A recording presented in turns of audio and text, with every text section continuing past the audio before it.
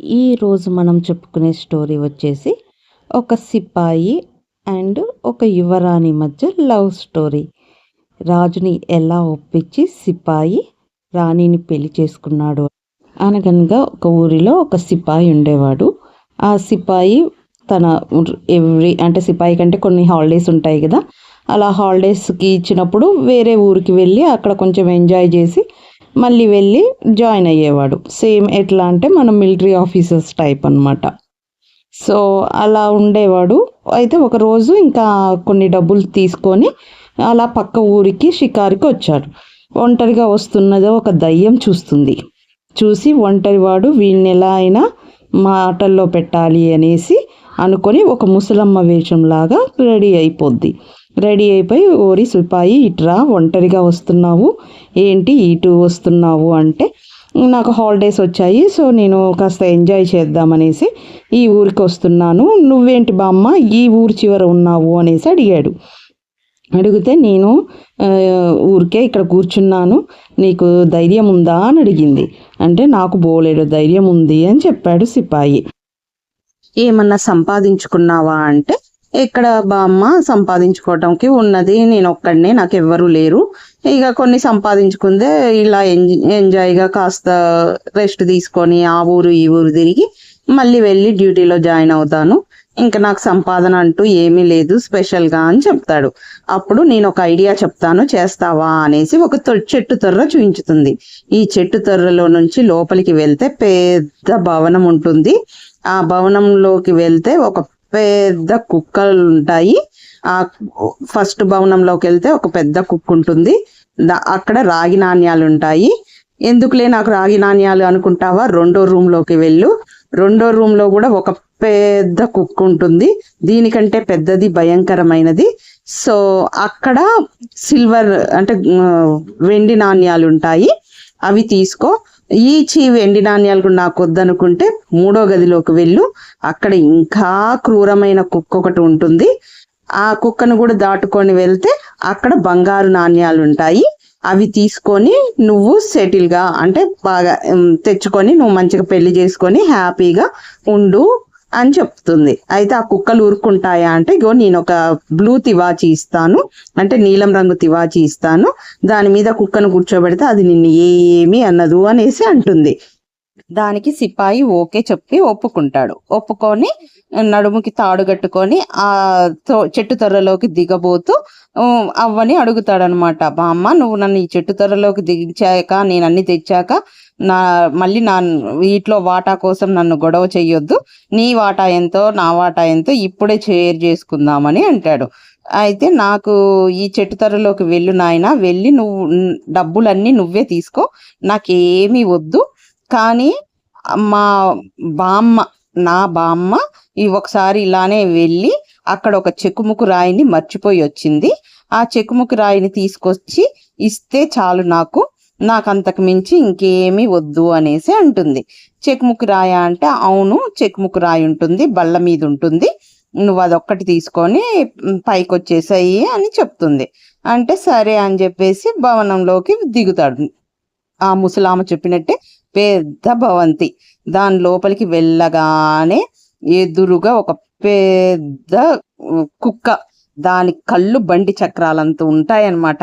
అక్కడ దాన్ని తీసి బ్లూ తివాచి మీద కూర్చోబెట్టాక అక్కడ రాగి నాణ్యాలు ఉంటే ఒక బస్తాలోకి సదురుకుంటాడు, అంటే బస్తా సంచిలోకి సదిరేస్తాడు. సెకండ్ గదిలోకి వెళ్తాడు, అక్కడ ఇంకా క్రూరమైన కుక్క, దాన్ని చూసి ఈయనకి భయమే వేస్తుంది.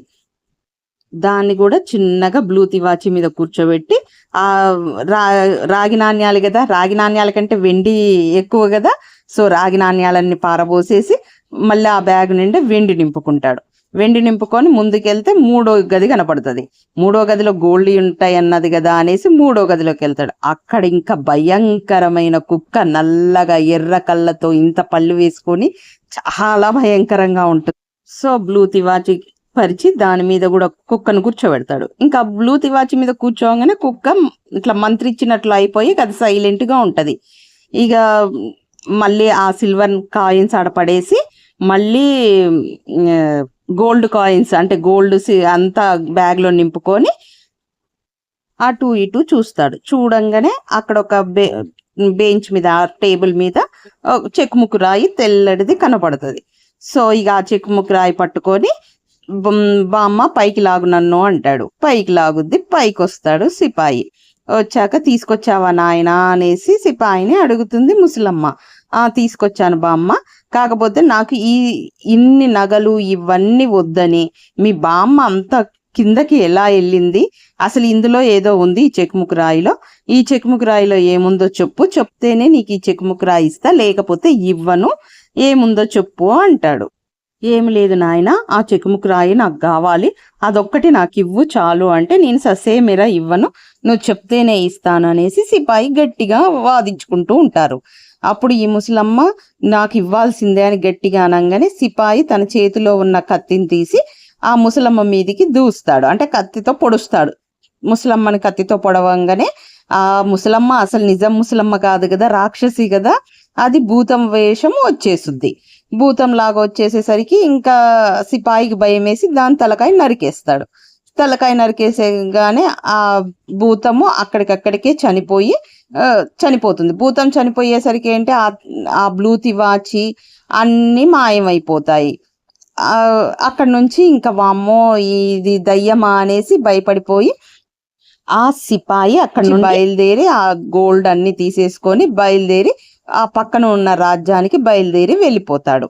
ఇది చాలా పెద్ద రాజ్యము. ఒక రాజు, ఆ రాజుకి ఒక్కగానొక్క కూతురు, చాలా అందంగా ఉంటది. అయితే ఆమె జాతకం చూపిస్తే ఆ రాజుకి అక్కడ ఉన్న వాళ్ళు చెప్తారనమాట జ్యోతిష్కులు, ఏంటి అంటే ఆ అమ్మాయికి ఒక సిపాయితో పెళ్ళవుతుందని.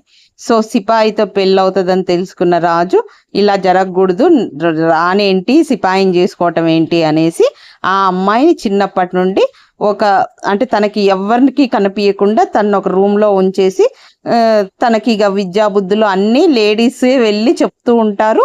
సో అక్కడంతా ముసలోళ్ళనే పెట్టి తన్ని బయటికి రానియకుండా ఉంచుతాడనమాట. ఎందుకు అంటే సిపాయితో పెళ్లి కాకూడదు, కొంచెం యవ్వనం అంటే పెద్ద ఆమె అయ్యాక రాజుకిచ్చి పెళ్లి చెయ్యాలి అన్న ఉద్దేశం.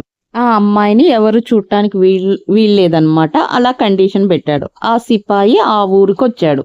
ఆ ఊర్లో ఒక సత్రం ఉంటుంది. ఆ సత్రంలో ఒక రూమ్ తీసుకొని ఆ రూమ్లో ఉంటూ ఉంటాడు.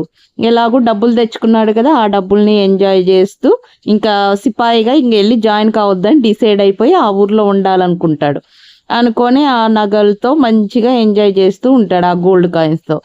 అలా చేస్తూ కొన్ని ఇయర్స్ అవుతుంది. ఆయన తెచ్చుకున్న ఆ గోల్డ్ కాయిన్స్ అన్నీ కంప్లీట్ అయిపోతాయి.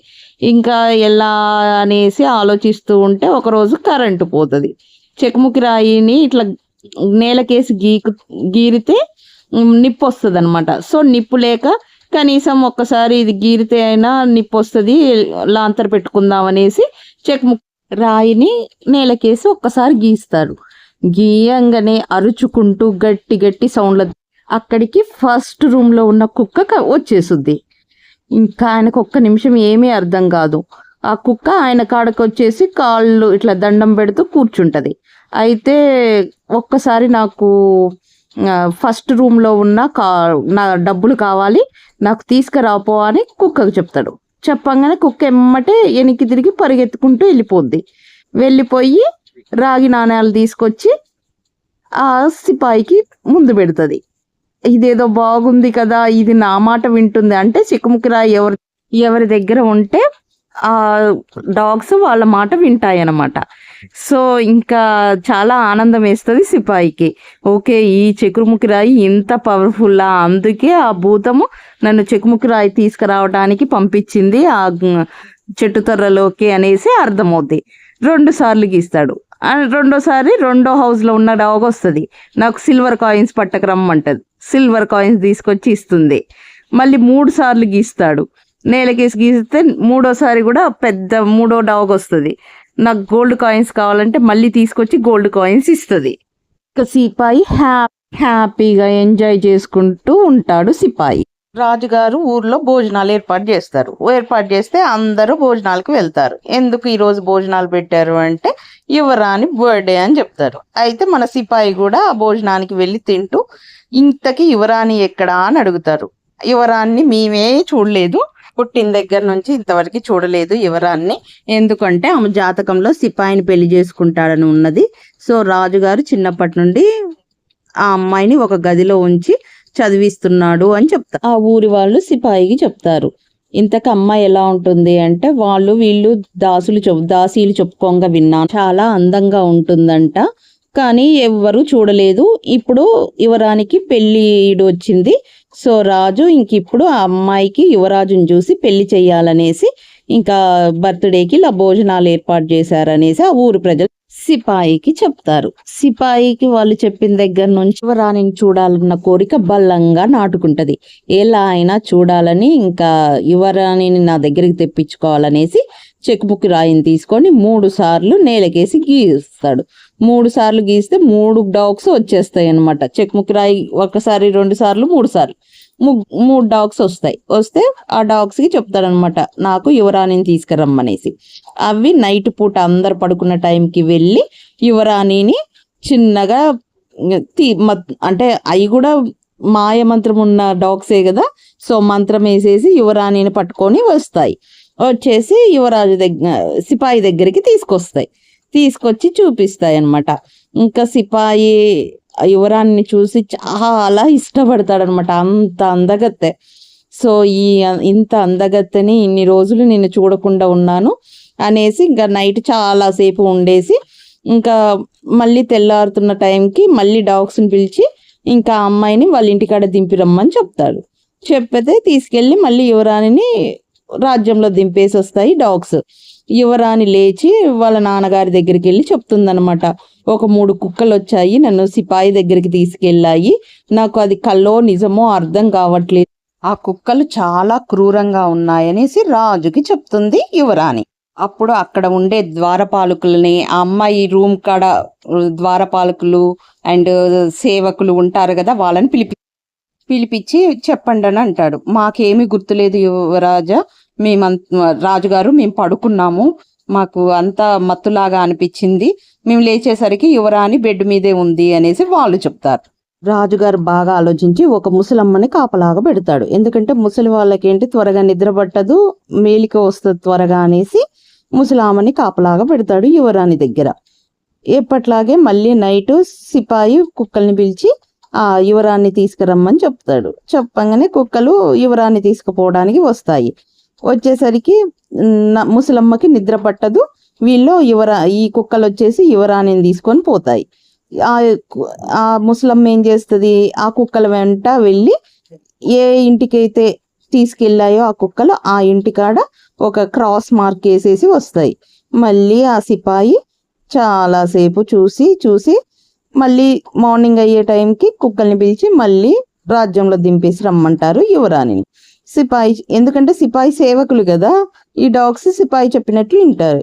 తీసుకొని వెళ్ళేసి మళ్ళీ యువరాణిని రాజ్యంలో దింపేశాక రాజుగారికి చెప్తారు, ఇట్లా గుర్తు పెట్టాను అనేసి, క్రాస్ గుర్తు పెట్టా అంటే రాజుగారు ఏం చేస్తారు, క్రాస్ గుర్తు ఏ ఇంటికి ఉంటుందో ఆ ఇంట్లో ఉన్నవాడిని పట్టకరాండి అని చెప్తారు.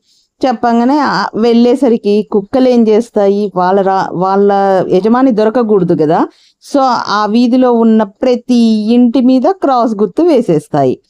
నేను ఒక్క ఇంటికే పెట్టాను అనేసి ముసలమ్మ చెప్పుద్ది. కానీ అక్కడ అన్ని ఇళ్ళకి క్రాస్ గుర్తులు ఉండేసరికి వాళ్ళకి ఏం చేయాలో రాజుకి అర్థం కాదు. రాజుకి అర్థం కాక ముసలమ్మకి ఒక పౌడర్ ఇస్తాడనమాట. నువ్వు ఈ పౌడర్ని జల్లుకుంటూ వెళ్ళు, అది ఎవరికి తెలియదు, అది చిన్నగా ఎవరికి కనిపించదు, అది పడుకుంటూ వెళ్తుంది, దారిలో ఏ ఇంట్లోకి వెళ్తుందో అప్పుడు వాడిని పట్టుకోవచ్చు. సో అనేసి ఇంకా ముసలమ్మకి ఒక వైట్ పౌడర్ ఇచ్చి పంపుతాడు. నెక్స్ట్ డే కూడా కుక్కలు వస్తాయి, యథావిధిగా యువరాన్ని తీసుకొని వెళ్తాయి. ఆ ముసలమ్మ వాటి వెనక వెళ్తుంది. ముసలమ్మ వెళ్ళిన దారిలో ఆ పౌడర్ పడిపోతుంది. ఇంకా సిపాయిలు కూడా ఆ ముసలమ్మ వెనక వచ్చేసి సిపాయిని పట్టుకొని రాజుగారికి చెప్తారనమాట, సిపాయిని పట్టుకున్నాము అనేసి. రాజుగారు ఇంకా ఎమ్మటే ఆ సిపాయికి అందరిని పిలిచి ఊరు జనాల మధ్య ఉరి శిక్ష వేయాలి అనేసి డిసైడ్ అయ్యి ఇంకా అనౌన్స్ చేస్తాడనమాట. సిపాయిని ఒక పెద్ద బోన్లో వేస్తారు. సిపాయి కాడ చెక్కుముక్కు రాయి ఉండదు. ఎలా చెక్కుముక్కు రాయి తెచ్చుకోవాలో అర్థం కాదు. అందరు ఊరు జనాలంతా వెళ్తూ ఉంటారు. ఎవరా సిపాయి ఎలా చంపుతారు, ఉరిశిక్ష అందరు రావాలన్నారు కదా, ఇక అందరు వెళ్తుంటారు.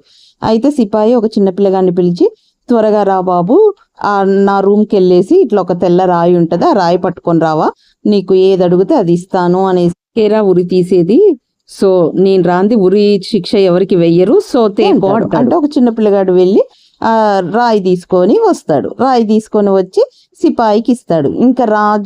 ఇంకా రాయిని సిపాయి పట్టుకొని కూర్చుంటాడు.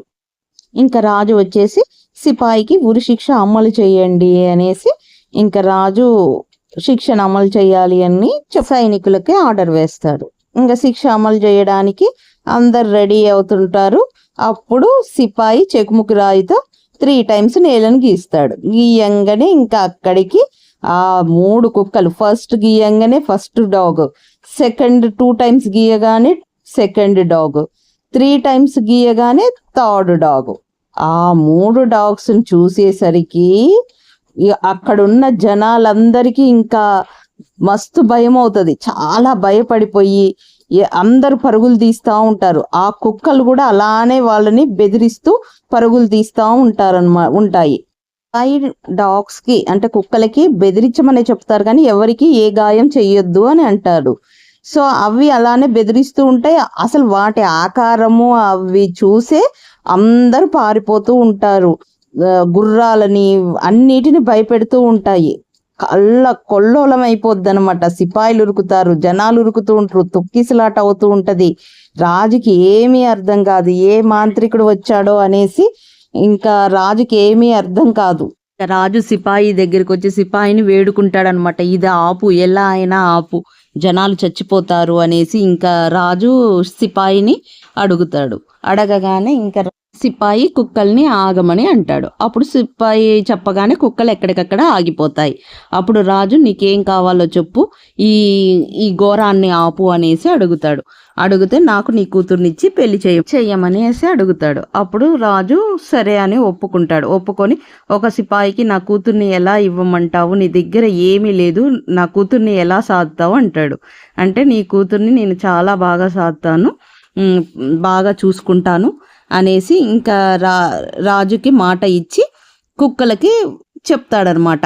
ఏంటి అంటే, మీ దగ్గర అక్కడ ఆ గృహలో ఉన్న రాగి నాణ్యాలు, వెండి నాణ్యాలు, బంగారు నాణ్యాలు మొత్తం పట్టకరమ్మనేసి చెప్తాడు.